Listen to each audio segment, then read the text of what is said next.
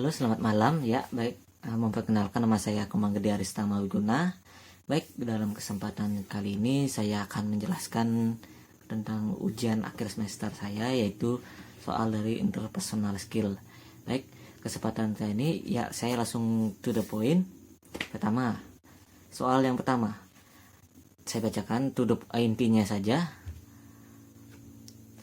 Diharapkan kemenangan pribadi dan kemenangan publik dalam pencapaian masing-masing lebih dari efektif. Menurut Anda, apa itu kemenangan pribadi dan kemenangan publik? Berikan contohnya mengenai jawaban tersebut. Baik,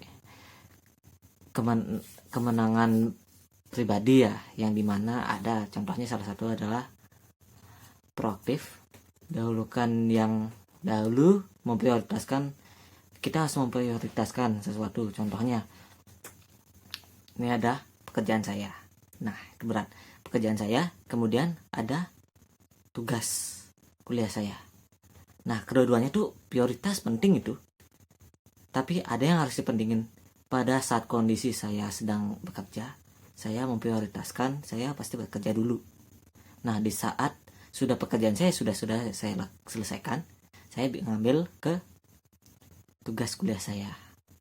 Terus, nah, itu bagian yang paling singkatnya untuk kemenangan pribadi. Terus kemenangan publik, yang dimana kata lainnya adalah interdependensi, berpikir win to win, dan sinergi. Nah, berpikir win to win itu sangat menarik untuk kata-katanya untuk dibahas. Win to win, nah, di publik contohnya kan, karena saya bekerja pastinya ada rapat setiap bulan, setiap minggu, pasti ada evaluasi, kita biasa nyebutnya. Nah, di evaluasi kita berargumentasi, ada apa sih problemnya, ini kenapa ada customer si A, kita sebut aja si A, ada problem, kok problemnya ini belum selesai sama sekali, actionnya gimana. Nah, pada saat itu mengajukan itu, kita memberikan pendapat, untuk customer itu bisa diselesaikan dengan cara C dan D.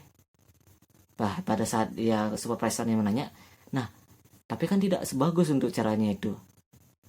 Bagaimana dengan cara C aja, Bu? Kita bisa menyelesaikan dengan cara C dan ini lebih tepat sasaran. Oh iya, itu bagus. Nah, itu contohnya win to win. Nah, sinergi tidak jauh bedanya dengan contohnya sebelumnya. Untuk pada saat ini ada customer problem, bagaimana kita ini tujuan kita tuh agar problem itu selesai. Nah, saya tuh kerja di customer service support, yang dimana kita tuh bekerjanya bertim, bukan per orang. Kita mengatasnamakan support gitu. Jadinya kita bareng-bareng menyelesaikan masalahnya itu gitu. Baik, selanjutnya saya akan menjawab pertanyaan nomor 2. Soalnya adalah berikan contoh sederhana yang bisa sebutkan untuk 7 habit. Berikan contoh sederhananya dan sebutkan masing-masing habitnya. Oke. Pertama, ada proaktif. Saya ingin menjadi dosen. Dosen di mana? Dosen di STIKI Indonesia. Jadi saya tuh harus giat belajar, mencari peluang bagaimana caranya bisa saya menjadi dosen. Itu S2, mencari S2, di mana peluang-peluang S2 dan di mana agar mendapatkan low cost untuk kuliah S2 ya. Dan kemudian menentukan tujuan. Sudah jelas tujuan saya menjadi dosen STIKI. Menjadi dosen, tepatnya di STIKI.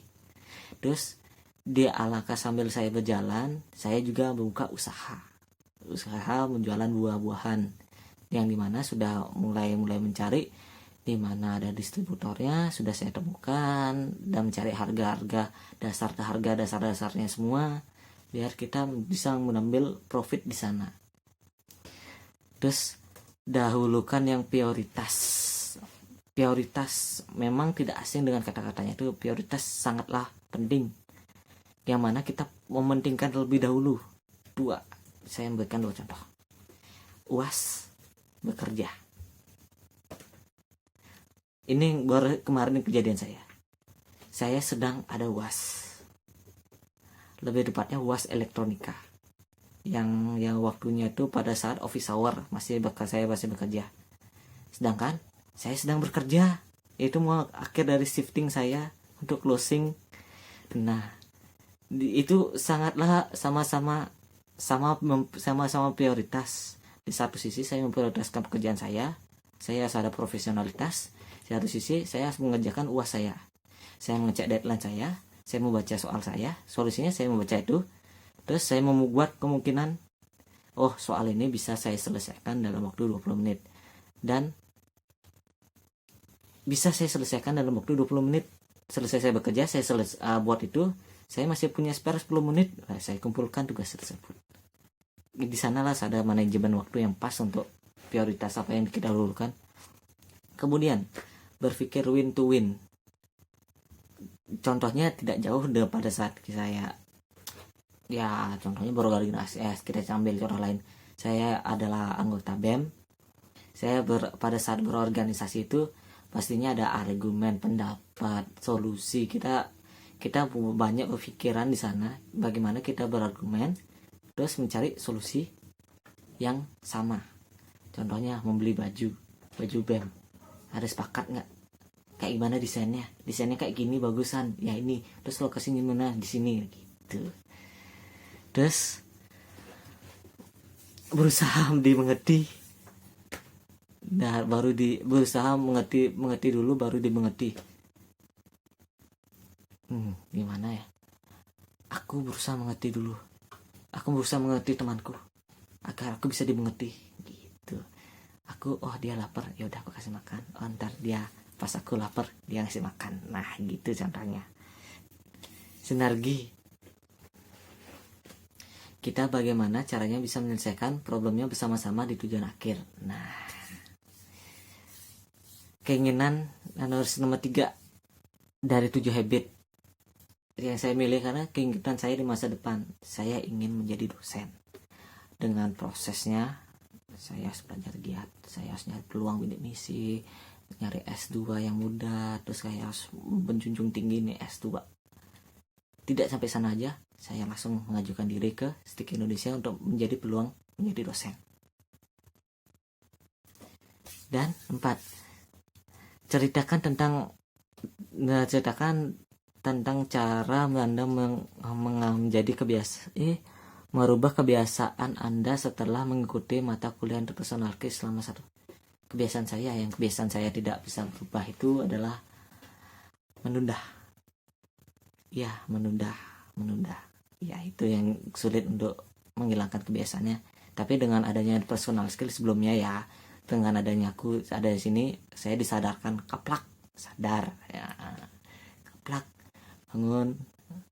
bangun biasa, mengumpulkan jiwa, terus ya seperti biasa terus belajar refreshing, apa peluang yang ada bisa saya kerjakan, terus ingatlah tuliskan cita-cita kamu. Itulah tidaklah sulit, hanyalah kita yang malas, kita yang tidak berusaha, makanya kita menganggap itu sulit. Sebenarnya itu gampang. Baik, sekian 4 soal yang sudah saya sudah jawab. Terima kasih sudah menonton. Selamat siang, malam, pagi. Saya Kumangede Aristama.